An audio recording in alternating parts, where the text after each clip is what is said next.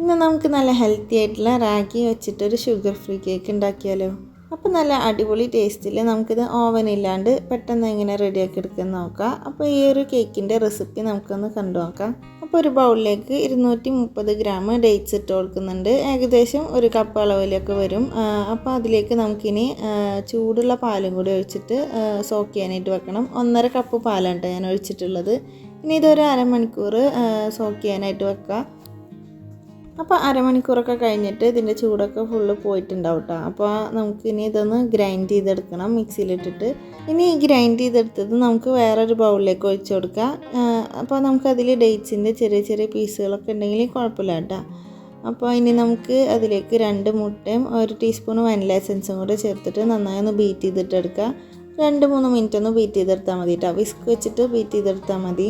ഇനി നമുക്ക് മെൽറ്റ് ചെയ്തെടുത്ത ബട്ടറാണ് കേട്ടോ ചേർക്കേണ്ടത്. 100 ഗ്രാം അൺസാൾട്ടഡ് ബട്ടറാണ് ഞാൻ ചേർത്ത് കൊടുത്തിട്ടുള്ളത്. എന്നിട്ട് ഇത് വീണ്ടും മിക്സ് ആക്കിയിട്ട് എടുക്കണം.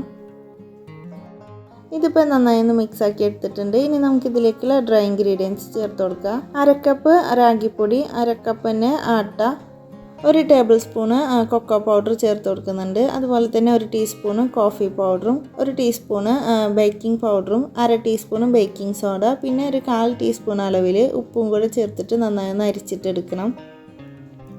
അപ്പോൾ ഇതാ ഡ്രൈ ഇൻഗ്രീഡിയൻസ് ഒക്കെ അരിച്ചെടുത്തിട്ടുണ്ട്. ഇനി ഇത് നമുക്കൊരു വിസ്ക് വെച്ചിട്ട് പതുക്കെ ഒന്ന് ഫോൾഡ് ചെയ്തെടുക്കാം. ഇതുപോലെ ഒന്ന് ഫോൾഡ് ചെയ്തിട്ട് എടുക്കണം. ഇത് നന്നായി ഒന്ന് മിക്സായി വന്നു കഴിഞ്ഞാൽ നമുക്ക് ഈ ഒരു ടൈമിൽ ഇതിലേക്ക് 1 ടീസ്പൂണ് വിനാഗിരി ചേർത്ത് കൊടുക്കുക. എന്നിട്ട് വീണ്ടും ഒന്ന് മിക്സ് ആക്കിയിട്ട് എടുക്കുക. അപ്പോൾ വിനാഗിരി ചേർത്താൽ നമ്മളെ കേക്ക് നല്ല സോഫ്റ്റ് ആയിട്ടും സ്പോഞ്ചി ആയിട്ടൊക്കെ കിട്ടും കേട്ടോ. അപ്പോൾ നമ്മളെ കേക്ക് ബാറ്റർ ഇവിടെ റെഡി ആയിട്ടുണ്ട്. ഇനി ഒരു സ്പാച്ചിലയും കൂടി വെച്ചിട്ട് നന്നായി ഒന്ന് സൈഡിൽ നിന്നൊക്കെ ഒന്ന് സ്ക്രൈപ്പ് ചെയ്തിട്ടൊന്ന് മിക്സ് ആക്കിയിട്ട് എടുക്കുക. അപ്പോൾ നമ്മളെ കേക്ക് ബാറ്റർ ഇവിടെ റെഡി ആയിട്ടുണ്ട്. ഇനി നമുക്കിത് ഒരു കേക്ക് ടിന്നിലേക്ക് ഒഴിച്ചു കൊടുക്കാം. അപ്പോൾ കേക്ക് ടിന്നിൽ ഞാൻ ഓയിലെല്ലാം ഗ്രീസ് ചെയ്തിട്ട് ബട്ടർ പേപ്പറൊക്കെ വെച്ചിട്ട് സെറ്റാക്കിയിട്ടുണ്ട്. ഞാൻ 7 ഇഞ്ചിൻ്റെ കേക്ക് ടിന്നിലാണ് കേട്ടോ അത് ബേക്ക് ചെയ്തെടുക്കുന്നത്. കേക്ക് ബാറ്റർ ഒഴിച്ചു കൊടുത്ത ശേഷം നമുക്കിതൊന്ന് ടാപ്പ് ചെയ്ത് കൊടുക്കാം. ഇതിന് മുകളിലായിട്ട് നമുക്ക് കുറച്ച് നട്ട്സും കൂടി ഇട്ട് കൊടുക്കാം. ഞാനിവിടെ ഹേസൽനട്ടും ആൽമണ്ട്സും കൂടിയാണ് ഇട്ട് കൊടുത്തിട്ടുള്ളത്. ഇതെല്ലാം ഒന്ന് ചോപ്പ് ചെയ്തിട്ടാണ് ഞാൻ ഇട്ടിട്ടുള്ളത്. അപ്പോൾ നമുക്കിതിന് ബേക്ക് ചെയ്യാനായിട്ട് വെക്കാം. ഞാനിവിടെ 10 മിനിറ്റ് പ്രീ ഹീറ്റ് ചെയ്തെടുത്തിട്ടുള്ള ഒരു പാനിലേക്കാണ് കേട്ടോ വെച്ച് കൊടുത്തിട്ടുള്ളത്. ഇതിന് ഏറ്റവും ലോ ഫ്ലെയിമിൽ ഇട്ടിട്ട് നമുക്കൊരു 50 തൊട്ട് 55 മിനിറ്റ് വരെ ഒന്ന് ബേക്ക് ചെയ്തിട്ടെടുക്കാം. അപ്പോൾ ഇതാ നമ്മളെ കേക്ക് ഇവിടെ കറക്റ്റായിട്ട് തന്നെ ബേക്കായി വന്നിട്ടുണ്ട്.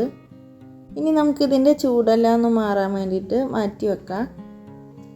ഇത് ചൂടാറിയ ശേഷം മാത്രം കട്ട് ചെയ്തെടുത്താൽ മതി കേട്ടോ. അല്ലാന്നുണ്ടെങ്കിൽ നമ്മളെ കേക്ക് നല്ല സോഫ്റ്റ് ആയിട്ടുള്ളതുകൊണ്ട് പൊടിഞ്ഞ് പോവും. അപ്പോൾ നല്ലോണം തണുത്തതിന് ശേഷം നമുക്കിത് കട്ട് ചെയ്യാം. അപ്പോൾ ഇത്രയേ ഉള്ളൂ, നമ്മളെ കേക്ക് ഇവിടെ സെറ്റായിട്ടുണ്ട്. സിമ്പിളായിട്ട് ഉണ്ടാക്കാൻ പറ്റിയിട്ടുള്ള നല്ല ഹെൽത്തി ആയിട്ടുള്ളൊരു കേക്കിൻ്റെ റെസിപ്പിയാണ് കേട്ടത്.